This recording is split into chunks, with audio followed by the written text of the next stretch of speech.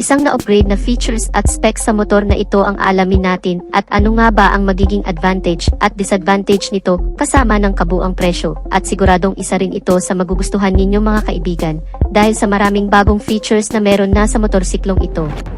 Pero bago yan syempre, kung bago ka pa lamang po dito sa aking channel, baka naman kapatid kung pwede ay pakihit ang subscribe at notification bell icon para lagi kang updated sa ating motorcycle news and reviews. Huwag din kalimutan na mag-follow sa ating Facebook page.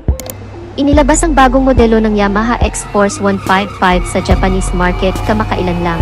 Ang pagsibol ng makabagong henerasyon ng isang motorsiklo na kung saan ay ipinapakilala na may makabagong youthful design na kalakip ay makabagong features na para sa mga kabataan ngayon.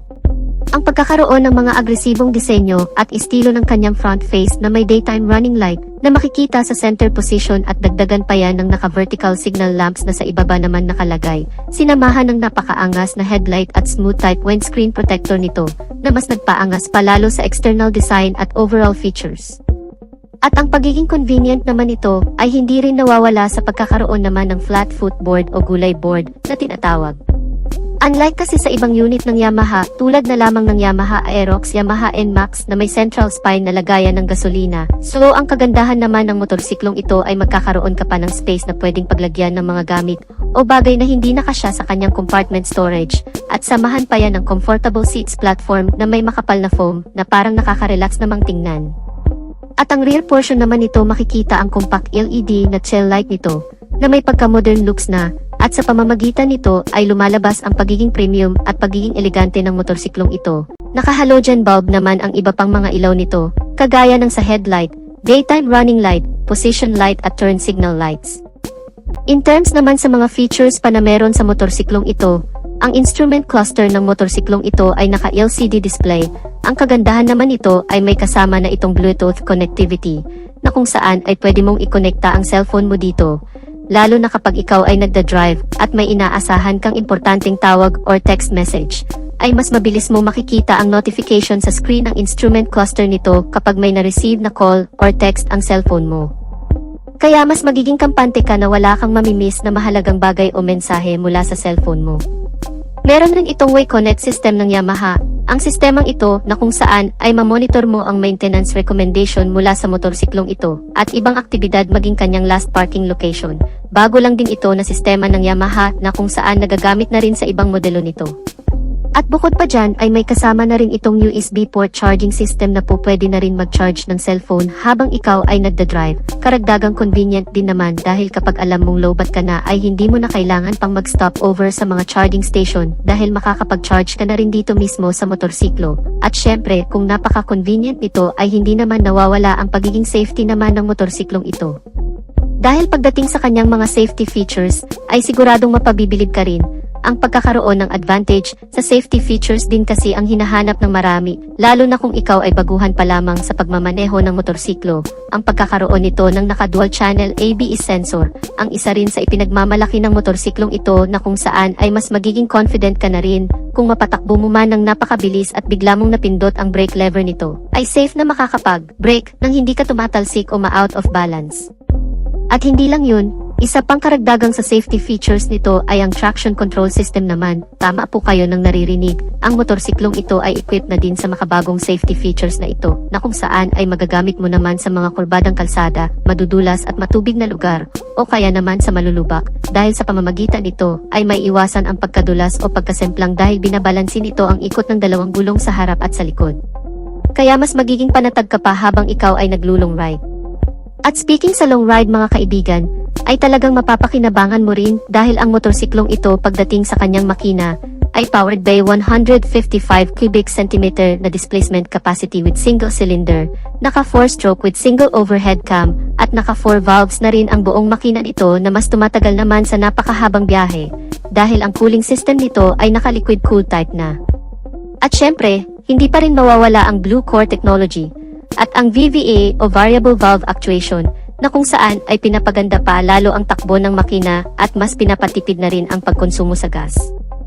Ang makina ng motorsiklong ito ay dinagdagan na rin ng isa pang feature na SMG o Smart Motor Generator na ang ibig sabihin ay mas tahimik at smooth na ang andar ng makina nito na hindi na rin maingay ang ugong At isa pa sa kagandahan ng scooter na ito, ay hindi na rin ito mausok, kaya eco-friendly na rin talaga. Naka-CVT transmission with variable speed, at may full tank capacity na 6.1 liters na hindi ka na rin bibitinin kahit ibiyahe naman ito ng hanggang 6 na oras na walang hintuan. Dahil naka-fuel injected type ang fuel system, ay may katipiran na rin naman ang fuel consumption.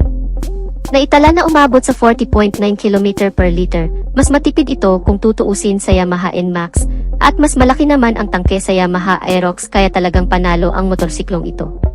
Pagdating naman sa engine performance, dito din talaga natin masusukat ang lakas o ang power output level ng motorsiklong ito sa pagkakaroon naman ng maximum power of 15 horsepower sa kada 8,000 revolution per minute. Habang ang maximum torque naman, ito ay 410 Nm sa kada 6,500 RPM, malakas-lakas na rin naman ang ganong klaseng arangkada ng makina. Yun nga lang pagdating sa top speed o buong bilis na inilabas na ng motorsiklong ito. Batay na rin sa ilang pagsusuri at test drive na ginawa ng Yamaha, ito ay umaabot sa bilis na 120 km per hour o halos kapantay lang din ng bilis ng Yamaha Aerox.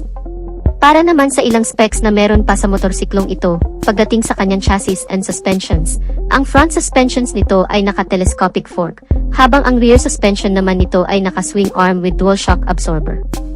Hindi pa man natin nagagamit ang motorsiklong ito, pero sa tingin ko, base na rin sa experience sa paggamit ng ilang motorsiklo ng Yamaha, tulad na lamang ng Aerox at NMAX, ay mukhang maganda na rin naman ang shock response o laro ng suspensions nito. Kung madadaan mo man sa malulubak mahahumps, sa tingin ko ay hindi na rin naman ganun katagtag, at syempre dahil nga sa Yamaha brand ito, ay makasisiguro ka na rin naman sa pagiging matatag, dekalidad, maaasahan ang suspensions ng motorsiklong ito.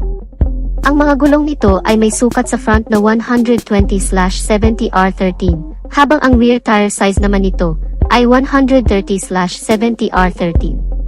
Naka-alloy wheel at naka-tubeless na ang mga gulong. Pagdating naman sa braking system nito, ang front brake nito ay naka-hydraulic single disc brake with piston caliper brake na may ABS sensor, at ang rear brake naman nito ay naka-hydraulic single disc brake na rin with piston caliper brake na may kasama na ring anti-lock braking system.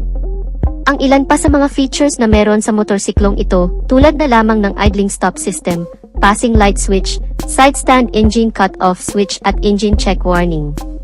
Malawak na rin ang underseat compartment storage, na may capacity naman na 23.4 liters na kasyang-kasya naman dito ang full face helmet, at meron na rin itong retractable hook na kasama, na po pwede mong pagsabitan ng ilang bagay. Mayroon na rin itong bulsa sa may console panel, at hindi ka na rin mahihirapan kapag ikaw ay magpapagasolina, dahil nasa labas na lang din ang fuel access nito o lagayan ng gasolina na mas advisable naman ito kung gagamitin mo pang deliver, dahil hindi mo na kailangan pang bumaba ng motorsiklo at tanggalin kung sakali mang may karga-karga sa likuran. Dahil nasa harapan na mismo ang lagayan ng gasolina nito. Para naman sa dimensions and capacity. Ang buong haba ng motorsiklong ito ay nasa 1,895 mm, may kabuang lapad ito na 760 mm, at may kabuang taas naman na 1,120 mm. Ang ground clearance nito ay 125 mm na may wheelbase size na 1,340 mm. May kabuang taas naman ang upuan nito na umaabot sa 815 mm. Medyo may kataasan, kaya siguro ang tansya ko dito ay kakayanin itong abutin ng hanggang sa 5'3" pataas, so challenging na lang siguro kapag hindi umabot ang height mo dito. Ang buong timbang ng motorsiklong ito ay nasa 130 kilograms. May kabigatan din talaga compare sa other motorcycle scooters. At kung ang presyo naman ang pagbabasehan ay mukhang alam ko na ang magiging reaksyon dito ng karamihan, dahil ang kabuang presyo nito sa ibang bansa ay nasa $2,930 na kung i-convert naman natin sa Philippine peso, ito ay aabot ng hanggang sa 164,000 pesos. Yan ay estimated pa lamang at hindi pa yan ang totoong basihan. Available naman ito sa 4 na color variation. Ito ang Cold in White, Night Titanium Black, Sandstorm Green, at Meteorite Gray. Sa totoo lang mga kamoto, ito ay inilabas pa lamang talaga sa bansang India, bansang Taiwan, at sa bansang Japan, at sana ay dadalhin na rin sa ibang bansa pa sa Asia. And hopefully, sana dalhin din talaga ito dito sa bansa, kasi sa tingin ko ay medyo nahuli at naungusan na ang Yamaha pagdating sa upgrade ng mga motorsiklo, Kaya mas maganda rin sana kung dalhin talaga itong Yamaha X-Force 155 dito sa Pilipinas. So dito na natin tatapusin ang video natin mga ka-Wizard Moto. Sana nagustuhan ninyo ang video. At kung nagustuhan nyo ay pakipindot ang like button bilang suporta na rin sa ating channel. At sa mga hindi pa nakasubscribe ay inaanyayahan ko kayo kapatid na mag-subscribe sa aking channel para lagi tayong updated sa mga videos na i-upload ko pa. Maraming salamat sa walang sawang pagsuporta. Ride safe and God bless.